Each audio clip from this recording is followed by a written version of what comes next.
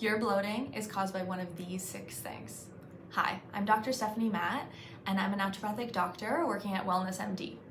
So, if we're thinking those 6 things, first one is your stress. I know we talk about it a lot, but truly how your diaphragm is functioning, how your cortisol is dictating how the blood flow is going to our digestion is huge. The other thing is, what are we doing when we're stressed? We're probably eating really fast, we're on the go, not a recipe for great digestion.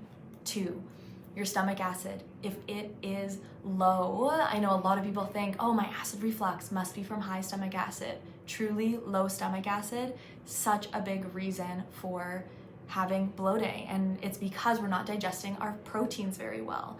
That is what's happening in our stomach. So there's a lot with that can really mess with what's going on lower down. Then we have your liver and gallbladder. Your liver and gallbladder are a huge, huge reason for why people are bloated, and it is so forgotten. It is something where when your liver is not properly digesting fats, and that also is where your gallbladder plays in, we are not able to break down those nutrients properly. Now, all those undigested foods bring us into the next cause. So that is the 4th cause. That is where we end up with a lot of overgrowth, this dysbiosis, SIBO, the candida, a lot of what we hear about our microbiome.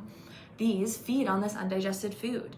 And we might have other things that are playing into that based on our environment, based on our antibiotic use, based on so many things in childhood even, that really dictate how our environment is working and functioning.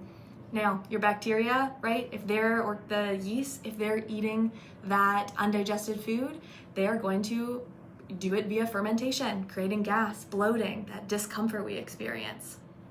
Now, another reason, drugs. So just like I said, antibiotics, but we're thinking Advil, Tylenol, these pain meds, right? These really change how our gut is functioning. So we really have to watch how much we're using those, not just our hard drugs. And the final reason why people are bloated is from leaky gut or from these food sensitivities.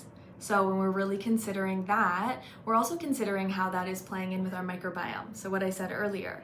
But when you are having foods that your gut does not agree with, it becomes more leaky. So over time, we might end up with more and more food sensitivities because this inflammation in our cells will cause the cells to spread apart a little bit. And that is what is leaky gut. That means that our immune system on this side of our gut cells is going to react to the things going on that we are eating. So if it is gluten and it is passing through, we are going to react much more to it. We're creating more inflammation that just shouldn't be there. And so all of these are going to play in. It's likely that more than one factor is the reason. It's rare that I see one thing causing bloating, but a lot of the interplay of how these factors affect our gut as a whole.